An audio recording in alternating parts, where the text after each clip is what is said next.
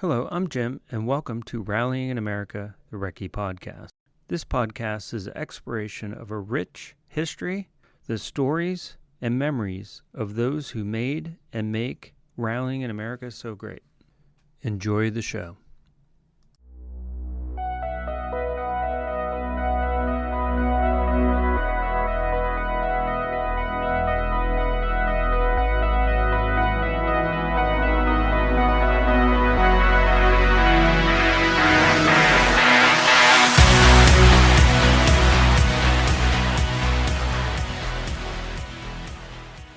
Well, thanks for being on the podcast. Yeah, thanks for having me. No problem. Why don't you tell us a little bit about yourself and what you do? So professionally, I'm a Toyota mechanic. Been doing it since 2009. So however that math works out, 15 years, I think. Okay, wow. Been rallying since 2013. Okay. Started as a service guy and then found myself in a car in 2014 co-driving, and then have been co-driving since. And in 2019 did 2 rallies as a driver. Okay, So great. slowly progressing from outside the car to inside the car to the left seat, and now it's just anytime I can get in a car, I'm trying to get in a car or lend a hand working on cars. I do a lot of service work for some local people in the Northwest. That's been a lot of fun. Okay, yeah. Speaking of service work, I noticed you look like you worked on Leah Block's car last year, the BRZ that she drove with Rihanna. Yeah, so that was built by Derek Nelson in Seattle. He was at Dirtfish when he was building it. Okay.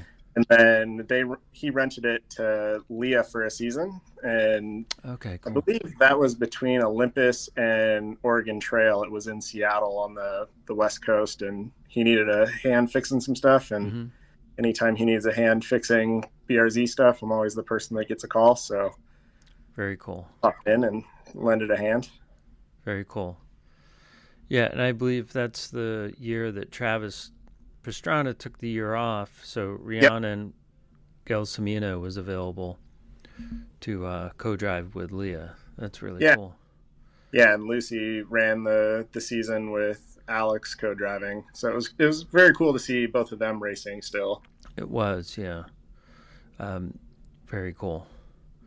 So how did you get into cars at a very young age, and did you was it later on, or how did you get wrenching on cars? What started it all? So I was born in Southern California, and we moved to Washington State when I was 7 or 8. Okay. And I remember being a small child at my babysitter's house, and her husband had old cars. He had 2 Novas and I think it was an old Ford pickup in the garage. Oh, cool. And I remember him taking me and one of the other kids to go show us the cars and just being really excited about old cars. And then grew up watching NASCAR on Sunday mornings, and that turned into playing video games. And I remember playing Colin McRae Rally on the PC. Very cool. And then ever since I was little, I've always wanted to be a mechanic. Anytime somebody asked me what I wanted to do professionally, that was the answer I gave. And so out of high school, I pursued that. And so cars have been a big part of my life as long as I have known. Very cool. Very cool. Yeah, my parents had a Nova, and the only thing I remember about it was when I was real little, maybe 6 years old, I stole a candy bar from the local store, and I got home and I kept it underneath my stocking cap, and I said, "Mom, you want to see a magic trick?" And I took the stocking cap off, and I had it was a chunky candy bar. I don't know if you remember those. They were square. Yeah. And I got into a lot of trouble, and she's like, "You're going right back to the store." But I crawled into the hat shelf in the back window of that Nova, and I just refused to budge from that. So every time somebody mentions a Nova, brings back that memory. Not a very good one, especially for my mother, but yeah, pretty funny. So Um, Tell us a little bit about the car or cars that you're working on building. So currently I have two of them. It was a package deal. One's a Hmm. 1964 and one's a 67, and they're both Volvo Amazons. Okay, Uh, cool. so this weekend, hopefully, I'm going to put an engine back into the one that I was daily driving for a while, and Hmm. the other one is being turned into a rally car. And I send update pictures to friends, and they I joke that it's less and less of a car every day because there's so much rust in the front. So Oh currently, it yeah. has no floors. There's part of a firewall left, and the whole front kind of had to be cut off. But it'll be a project this year to put it back together and hopefully get it running. I really want to compete at the Olympus Rally in 2026 when Oh, they okay. do the 2+ days of racing and 200 miles of Okay. stage mileage. So that'll be fun. So you want to do a regular rally and enter Yeah. it, not so Yep. much a historic like vehicle rally or a timed No. rally, but you actually want to rally the Amazon Yeah. I want to legit. build it Yeah. ARA and just the 2-wheel drive open class. Okay. Very cool. Yeah. I've always been that guy that I'm not necessarily anti Subaru. I've definitely ridden in several Subarus, Uh huh. but I like the weird, different stuff, and Oh yeah, I do the too. Amazon is definitely different. Yeah, definitely. Yeah, it's a very cool looking car. Um, Yeah, they're classic. yeah, and it's 4 door. It is a 4-door. Right. That was the only requirement I had for building myself a new car was it had to have rear doors. Mm-hmm. People that have rallied in small cars, my previous car is a 323 GTX. Okay. People understand that having two doors is makes the car kind of cramped, and you can't get stuff in the back. Getting helmets in and out is kind of a pain, and so the alternative is stuff rolling around in the trunk. But if you've got those extra doors, it definitely helps Right. with storage and weight distribution. And I've spoken with someone who has, I think, a 323, and it's a fairly tiny car, isn't it? It is very small. Okay. So there were a couple Mark II escorts that were being built. Mm-hmm. I guess Mark One escorts in the Northwest that were being built, Yeah. and I can say they're not much smaller than the inside of my 323. Right. You Okay. basically shoulder. Yeah. It's pretty tight. Yeah. So you're also a dog guy. I think I can hear your Yeah, dog barking in the yeah. background, which is fine. I've Yeah. got a 12-year-old healer that's kind of just half deaf and half blind, and Oh yeah. the house kind of uh, gets to be her playground all day. Yeah. That's right. Fun. So you've done quite a few rallies. I have. So I haven't. Sorry, I'm gonna move into the other room real quick. That's okay. Uh, it's been a while since I looked up all the numbers, but it's over 30. But I don't remember how many over 30. Okay.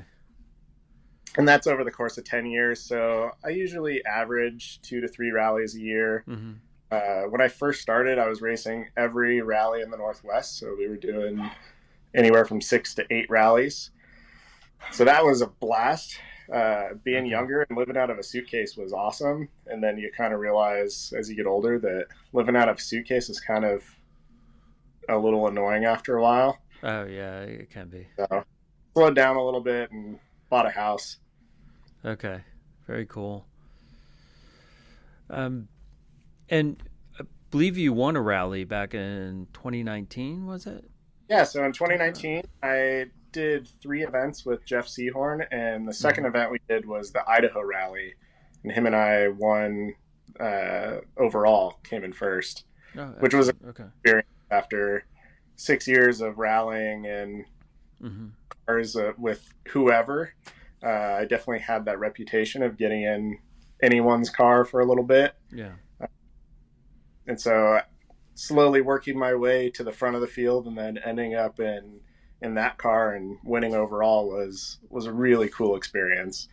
And it was really special. We came off the last stage, and Mm-hmm. that was the year that Oliver Solberg was racing in North America. Oh, And okay, yeah. so to get through the last stop control on the last stage and have Petter there shaking your hand and Mm-hmm. congratulating you, it was really neat. And then coming into MTC for the final part of the rally, having John Buffum come up and shake your hand Oh, and yeah, congratulate. nice. It was a really special moment. It was fun to get that opportunity. Right. So, with the a lot of the new schedules are coming out, and our ARA just came out a couple weeks ago. Yep. Um, are you definite of about your schedule and what rallies you're gonna run this year or this coming year in Uh, 2025? Currently, the plan is to do Olympus and Oregon Trail for sure, Mm-hmm. and the two fall Northwest Rally regional rallies are kind of up in the air. It sounds like, Okay, yeah. but would love to compete in those. Those this year were on fantastic roads and a Okay. ton of fun. And then beyond that, just kind of whatever my schedule allows. Right. Work is kind of the limiting factor these days, but Right. Yeah. it's definitely fun to get back east. I'd love to do a Ojibwe again. That was a really fun rally to compete in. Mm-hmm. Uh, there's a couple others that I'd like to go see. Very cool. Yeah. There's quite a bit um, going on as far as regionals go and super regionals. There's quite a few rallies out there in Yeah, the U.S. I don't it, I didn't realize till a couple years ago exactly how many rallies there are, and it's great to see that growth and people getting into it. It's cool yeah. to see. I always tell coworkers that ask that because they're always wondering like when's the season start, when's the season end, Yeah. and I always tell them that if I want to race every month of the year, I can do at least one rally every month of the year. Right. And so Yeah. it's really kind of there is a set start and finish to the ARA season, but there's Mm-hmm. also Yeah. the cars season up north. They're about to have the big white winter rally Oh, uh, okay. in the beginning of December. So that would be the next one that in the Northwest that people are going to go head up to. Very cool. So, with the Amazon that you're working on, do you have a kind of a schedule in mind, or is it just finish it when it's finished? I'll run it kind of attitude, or are you giving yourself a deadline to say, all right, I'm gonna get it finished by like April or? Uh, I'm trying to get it done in time for the 2026 Olympus Rally. That's Okay, the perfect. goal. Just because it's the 40-year anniversary of Group B cars competed in the Northwest. And it was the last time, 40 years ago was the last time that Group B ran in America. So they're doing a Right. special event for that to Mm-hmm. kind of celebrate. And it'd be really cool to be able to drive my own car in an event like that. Right, and who knows where, they're talking about the WRC coming Yeah. back in 2026. So who knows where they'll actually end up and run that rally if they do. Yeah. It'll be kind of cool if it was Olympus. I mean, it's kind of a historic Yeah. I mean, rally. here for a number of years. So the Right. organizers are all the same, or a lot of the same organizers that helped volunteer at the WRC event back in the 80s. So there's definitely Right. knowledge on how to run a WRC event up here. Right. Yeah. There's a lot of old school folks that have helped organize rallies all through the U.S. and it's part of the reason why I wanted to do the podcast because to learn that history of rallying in America before they're gone, Yeah. and to talk to them and record their histories and get to know them and yeah, because I think it's a definitely important thing to have and Yeah. And I mean, hearing some of their stories about back in the 80s running at night, and some of the equipment they had, the roll cages wouldn't even come close to passing any sort of tech today. Right, a little sketchy for sure. Yeah, and there was all sorts of cool cars. There used to be a Cadillac that raced in the Northwest that was a full size Cadillac Oh that was. wow, wow. Yeah, there's pictures that are floating around on the internet. I wish I was around to be able to see something like that. And speaking of floating around, how would you control that? I, Around the you get really good corners. weight distribution with how much that thing rolled. It must be, yeah. That would be crazy. Yeah, I always tease my friend. He has a Trans Am, a '78 Trans Am, Okay. and he wants to race it. And I'm like, that thing weighs like same as a battleship. How would you even get it Yeah. around a corner? So yeah, it'd be a lot of fun. So back to your 323. What was the history behind that? Is that something that you went out and just decided this is kind of a cool little car, or how'd you come about getting that little So Mazda? I didn't know anything about those cars. I Mm-hmm. remember I think I was a junior in high school in shop class, and my shop teacher bought this car, and he was real excited. He's like, "Oh, I bought this really cool rally car. It's the guy sold it to me for nothing. He had no idea what he had, and talked up this car." And Uh-huh. high school kid and impressionable, I'm like, "Oh, what's this car? I like rally," and find out it's the ugliest car in the world. Like, it's not, maybe not in the world, but they're not pretty cars. Right. And then just working on his car in class because it was old and needed some maintenance. And Yeah. then it was probably 4 or 5 years later, he texts me and says he's ready to sell it, and I bought it for what he paid for it. Oh, cool. I daily drove that car for uh, man, probably 8 years Okay. until I blew the engine up, and it's currently in my shop with a new engine in it for the last however many years now. Mm-hmm. And I keep telling myself I'll get back to it. Eventually, I will get back to it, but Yeah. I keep finding other car projects that kind of take priority. But in the process of fixing that car, I ended up buying my 323 rally car, and then another Okay. popped up for sale, and it's like, oh well, I can't get parts, so I bought a third one. And then a friend was moving and selling a shell, and I'm like, oh well, my rally car is really worn out, it'd be great to build it into another shell. And so I ended up with Uh-huh. a fourth one that's just a rolling shell to, at some point, if I get around to it, build another 323 rally car. Oh yeah. But they just kind of collect. They don't like being by themselves, apparently. Any 323 GTX enthusiast will tell you that they just kind of appear and multiply. Yeah, I just spoke to someone from Michigan whose first rally car was the 323. And part of the frustration for him was finding parts for it, I think. Oh yeah, And if it's who very I think, difficult. yeah, if it's who I think it is, he definitely called me a couple of times looking for parts. Okay. Right. Jimmy is his name. Yep. Yeah, he'll be on the podcast. Him and Kate will be Oh, on cool. soon. So, well, how about the Amazon?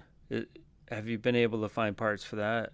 I believe That you said you had two of them, like a yeah, parts car, and yeah, that was kind of. I was told that one was a good car for. It was a good restoration candidate, and the other mm-hmm. one was parts car. And Okay, got him home, realized that the restoration candidate was actually not the restoration candidate, okay, and the other was a little more solid. So the parts car is actually the one that's being turned into the rally car. And the other one, since it had been running most recently and on the road most recently, I mm-hmm. got that one running, and I've got a 35-mile commute, and Okay. so I've commuted that to work a couple of times last winter. And it's one of those cars where there's so many holes in it that it's just natural weight loss. So Yeah, every time I drive it, I feel like it's something fell off of it, and so I it'll yeah. get scrapped up parts, and then it'll eventually, I'm sure, rust away or get sent to the scrapyard. But the Yeah. nice part is there's a lot of companies that support the Volvo stuff. Okay, Uh, cool. so finding reproduction parts, finding original Volvo parts has actually been way easier than I expected. I've never owned a car where I can get online or call somebody and go, I need this weird, obscure thing, and Oh have yeah. them go, I'll ship it out today. Wow. So that's been a fun experience. Yeah. It's basically however much you want to spend is how much you can buy. I just got a shipment of things from South Carolina for one of the engines I'm putting together, and so Very hopefully cool. that engine running this winter or this weekend, and I'll drive that car this winter and have fun in the snow when it does finally start snowing here.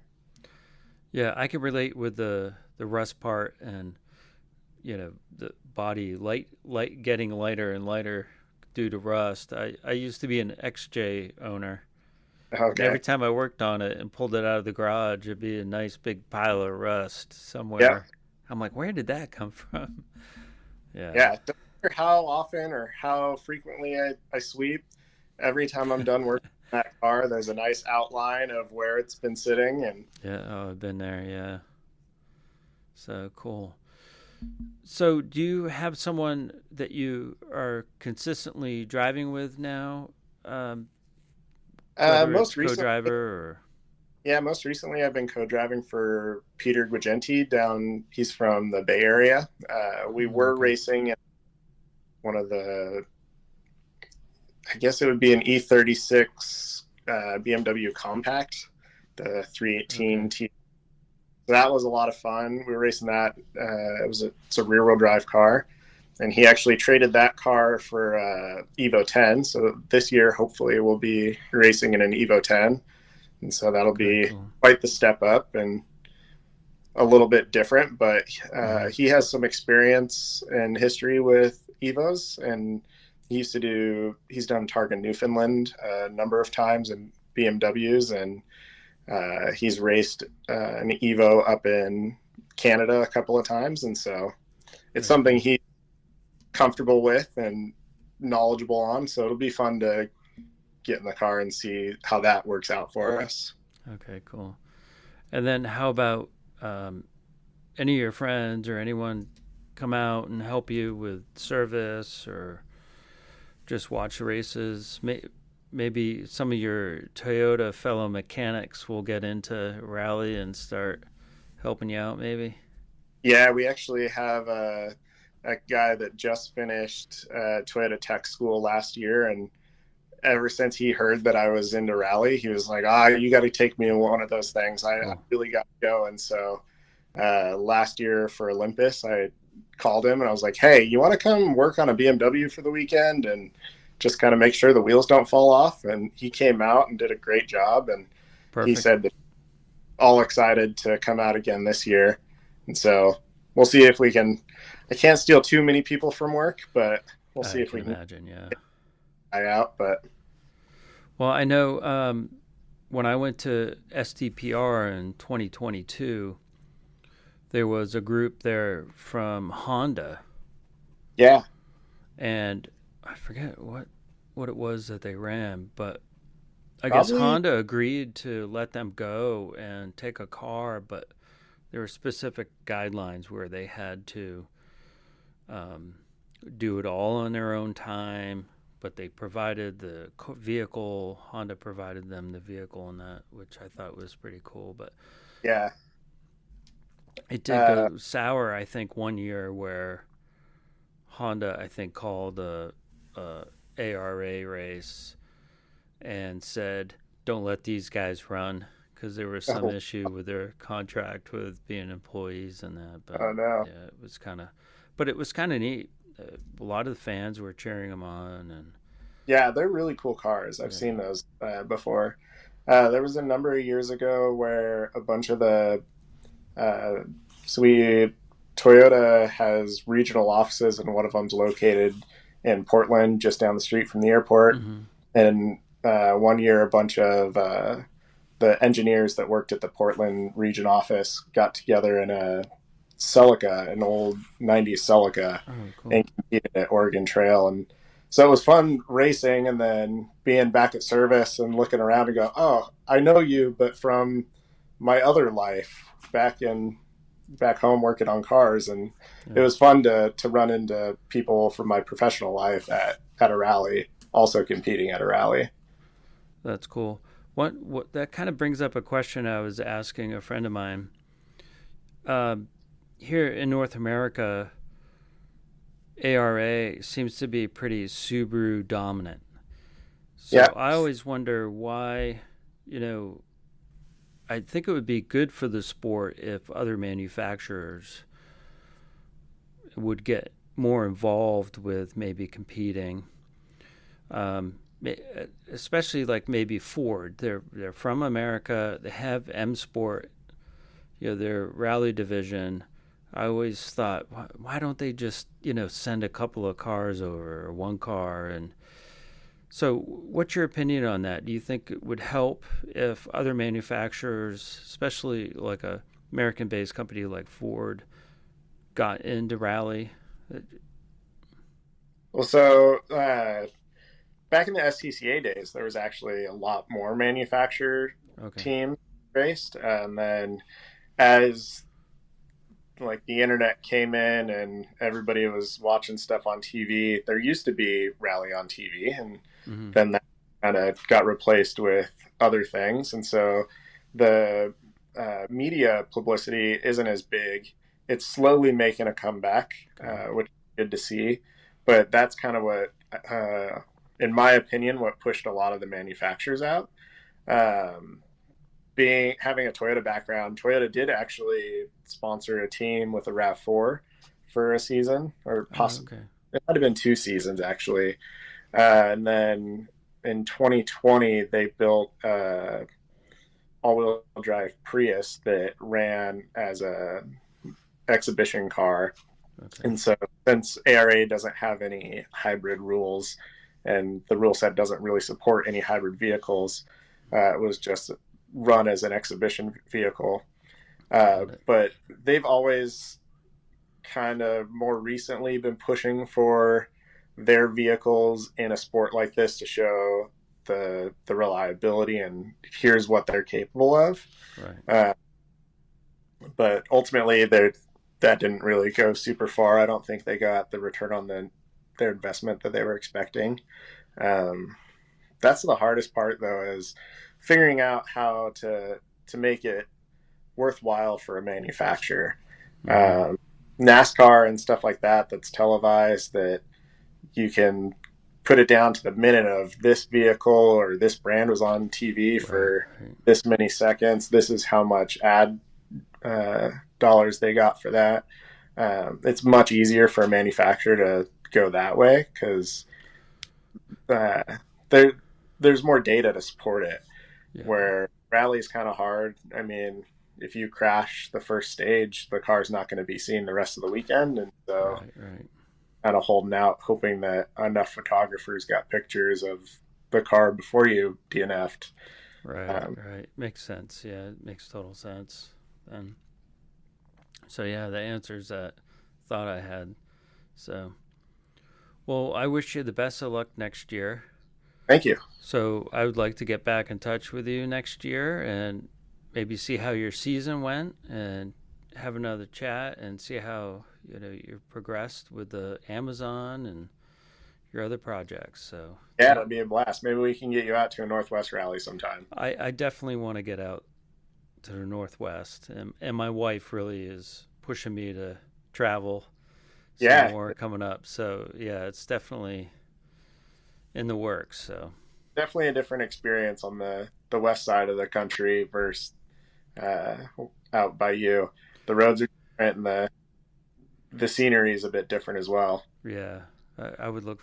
Yeah, I'm looking forward to that. It'd be a lot of fun. So, thanks again. Thanks again for being on, and Yeah, thanks for having me. yeah, we'll be in touch soon. Great. All right, take care, Cody. Thanks. Cheers. Bye.